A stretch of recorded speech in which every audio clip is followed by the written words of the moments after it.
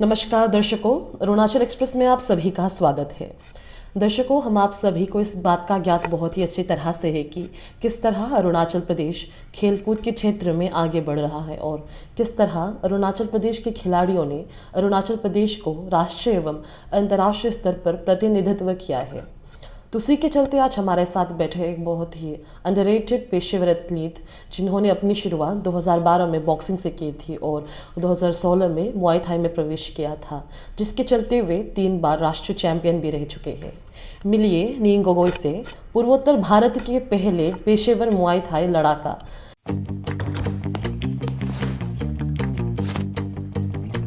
Eats, the fastest online food delivery service of Arunachal. Download the app now. कहने को तो है आसाम के तिनसुकिया में बसे लांकासी गांव से, मगर इन्होंने हमेशा खुद को अरुणाचल का बेटा माना है और 5 बार अरुणाचल प्रदेश को राष्ट्रीय एवं अंतर्राष्ट्रीय स्तर पर प्रतिनिधित्व किया है। पिछले साल ही 2024 में 17 सितंबर को थाईलैंड में हुए फेटेक्स फाइट चियांग माई इवेंट में इन्होंने अपने थाई विरोधी को बॉडी शॉट नॉकआउट से हराया था। वे भारत के उन कुछ एथलीट्स या लड़ाकों में से हैं जिन्होंने अंतर्राष्ट्रीय लड़ाकों को हराकर विजय पाया है। तो आइए जानते हैं नींग गोगोई की मुआई थाई की कहानी उनकी ही ज़बानी में। सबसे पहले तो आपका अरुणाचल एक्सप्रेस पे बहुत ही ज़्यादा स्वागत है।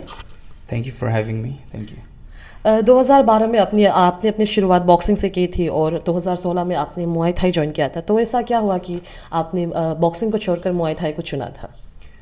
ओके, 2012 में एक्चुअली जब मैंने बॉक्सिंग शुरू किया था तो इतना ज़्यादा स्कोप नहीं था। स्कोप इन द सेंस सिर्फ एमेचर सर्किट ही था। Like we used to know कि if you play boxing we have to be in the amateur circuit.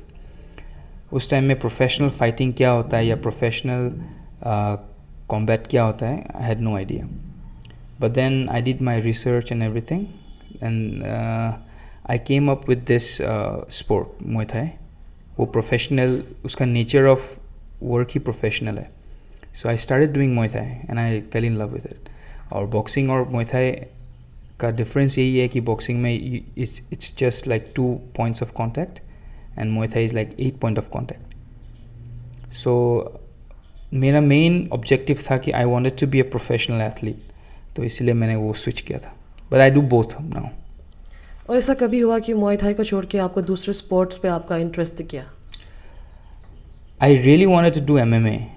मुझे MMA करने के लिए बहुत मन होता था। But then MMA is a very big term and you have to learn a lot of disciplines there.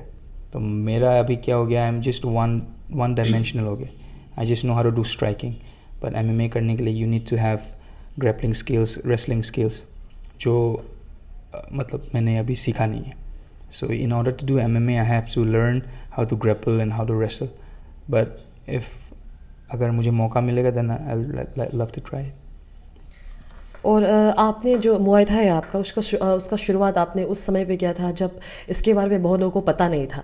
तो उस समय ऐसा था कि आप इंटरनेशनल लेवल पे आप जाके आपने कम्पीट किया था, तो एक्सपेंडिचर का बहुत ही ऐसा खर्चा वर्चा का भी बहुत कुछ हुआ होगा। तो उसे मैनेज आपने किस तरह से किया था? Okay, so this is the very good question actually. Thank you for having this question. So एक एथलीट का या कोई भी स्पोर्ट्समैन का सबसे बड़ा इशू होता है स्पॉन्सरशिप या आपका फिनेंशियल कॉन्स्ट्रेंट जो होता है। So all athletes go through this. यही पिक्चर में सबसे इम्पोर्टेंट चीज़ प्ले करता है the sponsors, because they actually help you get the dream जो आप देख रहे हैं। सो उस टाइम में जब इतना how do you say how do I put this, जब उस टाइम में इतना जब like people didn't know about this sport, I had to literally go to people and then show them the ये कि okay this is a sport, it has a very like you know internationally इसका बहुत like you know it's a accredited sport है। The problem ये है कि India में क्या होता है, people are not into sports, like barely. आदमी लोग like you know the common masses are more incline towards cricket. Football के लिए भी इंक्लिनेशन थोड़ा कम ही है, like if you just take the whole country on itself. So उस टाइम में it was very hard for me to get finances, you know, but then God's grace, I have like you know I'm sponsored by some great companies now. तो बताना चाहेंगे कि उस समय आपको किस कंपनीज ने आपको स्पॉन्सर किया था? Okay, I was sponsored by, जैसे you can see, I was sponsored by Sports Spectrum, a leading multi-brand.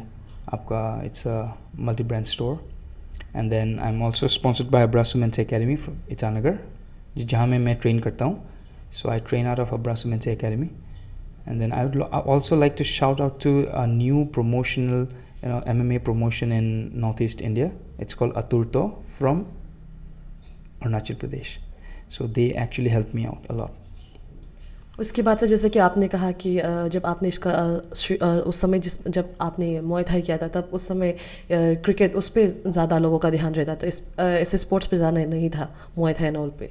But अभी भी हम देखते हैं कि इतना ये सब जो स्पोर्ट्स है, ये boxing and all Muay Thai, इसका लोगों पे इसका ज़्यादा इम्पैक्ट नहीं है. अभी भी लोग जो क्रिकेट है उस पर ज़्यादा ध्यान देते हैं. तो उस पर आप क्या कहना चाहोगे? ओके, अभी इसमें एक ही चीज़ है, सबसे बड़ा थिंग है, एनी स्पोर्ट या कोई भी event, if it doesn't have a economy, वो नहीं चलता है. क्रिकेट चलता है because it has a economy, एक उसका एक एनवायरनमेंट है, एक इकोसिस्टम है, एक इकोनॉमी है. ओके, जब तक कोई भी स्पोर्ट्स में इकोनॉमी नहीं होगा वो नहीं चलेगा, because at the end of the day it is all number game. So अभी क्या होता है, सी IPL, जैसे मैं बताना चाहता हूँ कि क्रिकेट IPL इतना बड़ा क्यों है, because it has a big economy. उसका पीछे it's backed by very big economy. तो अगर बॉक्सिंग हो गया या कॉम्बैट स्पोर्ट्स हो गया, अगर उसका एक इकोनॉमी की इकोसिस्टम बन जाए तो इट्स गोइंग टू बूम. जैसे अभी फ़िलहाल हम लोग का इंडिया में ये नहीं हो रहा है, but then in the coming few years वो हो जाएगा. क्योंकि अभी जैसे पकड़ लीजिए हम लोग का लोकल प्रमोशंस जो है, नॉर्थ ईस्ट का one of the biggest promotion अतुर्तो इज़ डूइंग वेरी गुड. अतुर्तो is trying to create a ecosystem, एक इकोनॉमी बनाने ट्राई कर रहे हैं, कि इकोसिस्टम बनाने ट्राई कर रहे हैं, एंड इट डेफिनेटली हेल्प्स. मतलब शिफ्ट होगा, like in the coming few years shift होगा, आई फील. और इसके बाद से अभी आपको मुआय थाई करे हुए 2016 से 2025 आ गया है, तो अभी तक लगभग 10 साल हो चुका है आपको. तो उस समय अभी तक 10 साल में आपने आपने जो डिफ़िकल्टीज है क्या क्या फेस किया था आपने? The major difficulty is actually staying abroad, क्योंकि मैं usually I use to stay in Thailand most of the time. Thailand try करता हूँ रहने के लिए, but the main problem is finances, क्योंकि हम लोग का रुपी का वैल्यू भी थोड़ा डिवैल्यूड है in comparison to Thailand. So we have to pay double twice the money to get their money. So the most मतलब इम्पोर्टेंट एस्पेक्ट्स ऑफ ये कि फाइनेंसेस को चेक करके रखना पड़ता है, because it's very hard to live there, train, fight, and then fighters life बहुत hard होता है. We get paid only when we fight.